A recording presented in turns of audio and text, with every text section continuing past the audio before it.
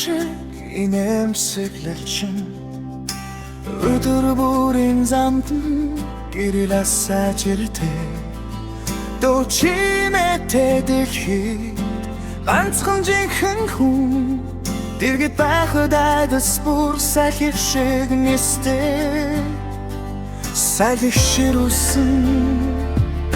үеч дэргэд үлддэг санаа алдах мөч бүр замыг минь чиглүүлдэг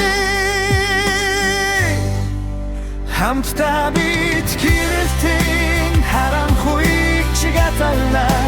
бэрхшээлсэн чаахгүй бидээ түшиг түлгөр чи бол миний үнэнээ зүггүй байсан чойлодор энэ замаар бид үргэлж хамтдаа үрэг шалхах